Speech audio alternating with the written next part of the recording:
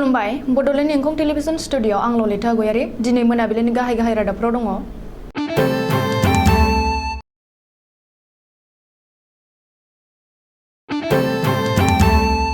क'क्राझार खान्थालगुरिनि सानमा ब्रह्मआ आमेरिकायाव जानो गोनां बुहुमनां उंसु बादायलायनायाव बाहागो लाहैनो सायख'जादों।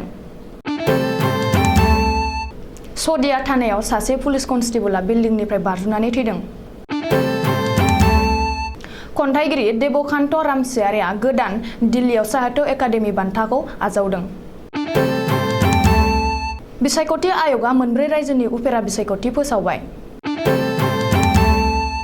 14 मार्चनिफ्राय फैगौ 1 एप्रिलसिम डक्टर हिमन्त बिश्व शर्माजों दैदेनजानाय बीजेपी सरकारा नैथि रांबावजा जथुम।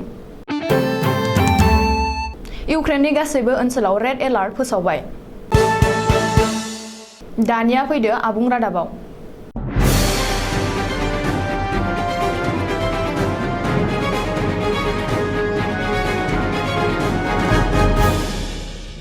मरेगाव पुलिसा मिथिहोनाय बायदिब्ला एलकहल बरदलैखौ पुलिसा जागिरदआव हमदोंमोन आरो बेनि उनावहाय नायबिजिरनायखौ आबुं खालामनो लाहौरी कार्डआव लांदोंमोन। बेनि उनाव फैफिननाय समाव बाइक सिखाव एलकहल बरदलैया पुलिसनि आखाइनिफ्राय खारग'नो नाजादोंमोन आरो बे समावनो पुलिसा गावनायाव जोखोम जादों। आथिखालाव जोखोम जानाय बाइक सिखाव एलकहल बरदलैखौ गुवाहाटी मेडिकेल कलेज हस्पिटालाव देहा फाहामथायनि थाखाय थिसनबाय होननाय जादों। मख'नो गोनांदि थांनाय सानथामाव मरेगावआव पुलिसा गासै मोनब्रै एनकाउन्टार खालामखांबाय। क'क्राझार नोगोरनि साखाथि खान्थालगुरि गामिनि थागिबि सानमा ब्रह्मआ फैगौ एप्रिल दानाव आमेरिकायाव जानो गोनां बुहुमनां उंसुं मार्शेल आर्ट बादायलायनायाव भारतनि जानानै बाहागो लानो थाखाय सायख'जादों। मख'नो गोनांदि बावैसो सिगाङाव रासियानि मस्क'आव जालांनाय मस्क' वांसु चेम्पियनशिप बादायलायनायाव सानमा ब्रह्मआ रुपानि मेडेल मोननो हादोंमोन। आथिखालाव बे खौरांखौ मोननानै क'क्राझार ओनसोलनि बयबो गेलेनाय मोजां मोनग्रा रायजो राजाया जोबोर गोजोननाय फोरमायदों आरो सानमा ब्रह्मनि देरहासारनायखौ हास्थायदों। तिनिसुकिया जिल्लानि सदिया महकुमा सदर थानायाव सासे पुलिस कनस्टेबलआ गोदानै लुफुंजानाय बिल्डिं सादनिफ्राय सनिबारनि मोनायाव बारजुमनानै थैदों। बारजुमनानै गोब्राबै जोखोम जानाय पुलिस कनस्टेबलखौ हाखु दाखुयै थानानि असिया सदिया महकुमा देहा फाहामसालियाव थिसनहैदोंमोनब्लाबो उनावहाय डाक्टरा थैबाय होननानै फोसावदों। सुइसाइड जानानै थैनाय पुलिस कनस्टेबलनि मुंखौ जुन कुमार नेयक होननानै सिनायथि होदों। सुलुङाव फोरमायनाय बादिब्ला जुन कुमार नेयकनि न'आव तिनिसुकिया जिल्लानि बगरबुरि गामियाव बावैसो सिगाङाव जुन कुमार नेयकआ जुलि लादोंमोन। नाथाय मा जाहोनाव कनस्टेबलआ जुन कुमार नेयकआ गावखौ फोथैनानै लाखो बिनि जाहोनखौ पुलिसा दिहुननो हाथ'वाखै होननानै मिथिहोदों। गोबाव समनिफ्रायनो बर' थुनलाइजों लोब्बा थानानै थुनलाइ सिबिबोबाय थानाय डक्टर देबकान्त रामसियारिया गोदान दिल्लीयाव साहित्य एकाडेमि बान्थाखौ आजावबाय। गावनि सोरजिनाय खन्थाइ बिजाब खर' सायाव आरो हिमालयनि थाखाय मोदाय गाहाय मुं लानानै डक्टर देबकान्त रामसियारिया बे बान्थाखौ मोननो हादों। गावनि सोरजिथायाबोदि आथिखालाव बर' थुनलाइयाव साहित्य एकाडेमि बान्था मोननो हादों बेनि थाखाय देबकान्त रामसियारिया जोबोर गोजोननाय फोरमायदों।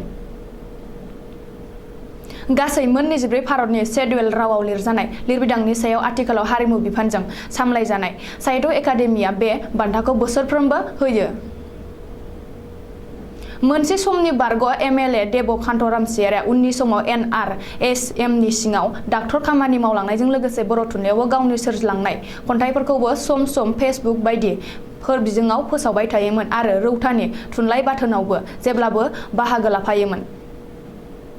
बे खुसिनि बुब्लियावनो बिटिसिनि गाहाय प्रमद बर'आ डक्टर देबकान्त रामसियारिनिसिम गोजोननाय हामलायहरदों। भारतनि बिसायख'थि आय'गआ मोनब्रै रायजोआव पार्लियामेन्ट आरो एसेम्ब्लिनि लांदां जानानै थानाय मासिफोरखौ सुफुंनो थाखाय उफेरा बिसायख'थि अक्ट'खौ फोसावबाय। जानो गोनां उफेरा बिसायख'थिनि बियाबफोरा जादों फारियै सोनाब बंग'नि आनससल पार्लियामेन्टारि बियाब आरो ब्रन्जिगस बिधान सभा बियाब। नैथियाव छत्तीसगढ़नि खायराग' बिधान सभा बियाब।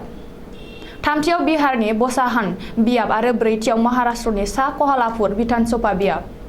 बिसायख'थि आय'गआ फोसावजानाय बायदिब्ला फैगौ 12 एप्रिलाव बे उफेरा बिसायख'थिखौ खुंनाय जागोन आरो बेनि सिगां 24 मार्चनिफ्रायनि गेजेराव बिजाथिफोरा नमिनेसन होनो हागोन आरो 25 मार्चआव सायख'नाय जागोन।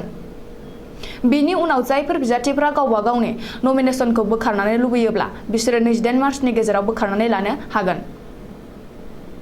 गासिबो रायजोआवनो बे बिसायख'थियाव EVM मेसिन बाहायनाय जागोन होननानै मिथिहोदों। बिसायख'थि आय'गा फोरमायबावनाय बायदिब्ला जायफोर बियाबा जाय जिल्लायाव गोग्लैयो बैफोर जिल्लायाव फोसावजानाय साननिफ्रायनो मडेल कड अफ कन्डाक्टआ लागु जाबाय। डक्टर हिमन्त बिश्व शर्माजों दैदेनजानाय बिजेपि सोरखारनि आसाम आयेन आफादा 14 मार्चनिफ्राय फैगौ 1 एप्रिलसिम 17 साननि थाखाय नैथि रांबावजा जथुम खुंनो लादों। सुलुङाव फोरमायनाय बादिब्ला आसाम रायजोआरि बे रांबावजायाव राङारि मन्थ्रि अजन्त नेउगा फैगौ 16 मार्चआव गावनि रांबावजाखौ आयेन आफादाव दाखिल खालामगोन। गासै मोन 6 बिलखौ बे बाजेटआव लाबोनाय जागोन होननानै आसाम आयेन आफादनि प्रिन्सिपाल सेक्रेटारि हेमेन दासआ खौरांगिरिनि सिगाङाव फोरमायदों। गासै 17 साननि गेजेराव 11 सानावनो खामानि मावनो हागोन आरो बेखायनो मोनफ्रोमबो बिलखौनो मावफुंनो हागोन होननानै मिजिं थिनाय जादों। ओजोंहाय आसाम आयेन आफादनि मासिगिरि बिश्वजित दैमारियाबो खौरांगिरिनि सिगाङाव फोरमायनानै मिथिहोदों दि बे रांबावजा जथुमा जोबनायनि उनावनो फैगौ 9 आरो 10 एप्रिलाव कमन अल्ड एसेम्ब्लिनि साफ्रोमबो मासिगिरिफ्रा आसाम आयेन आफादनि हलाव जथुम जागोन। रासिया आरो इउक्रेननि गेजेराव दावहा जानाय थाद'आबालासिनो सानफ्रोमबो बांलांनिफ्राय बांलांबाय थादों। मख'जाथावदि रासिया आरो इउक्रेननि गेजेराव दावहा नांनाया नैथि सप्ता बारनायनि उनावबो गोख्रैनिफ्राय गोख्रोंसिनसो महर लालांगासिनो दं। गोहोगोरा रासिया हादरनि गोख्रों सान्थ्रिफोरनि गाग्लोबनायाव इउक्रेननि गोबां नोगोर आरो ओनसोलफोरा खामनानै सेवहांगार जाबाय। सुलुङाव मिथिनाय बादिब्ला गोहोगोरा रासिया हादरा इउक्रेननि गासिबो नोगोर ओनसोलफ्राव उरां जाहाजजों गाग्लोबनो थाखाय सांग्रांथि होदों आरो गासै इउक्रेननि नोगोराव सायरनि सोदोबजों गोमसारदों। बेनि अनगायैबो गासै ओनसोलावनो रेड एलार्ट फोसावदों। दिनै मोनाबिलिनि रादाबा एसेनोसै। गोजोन्थों।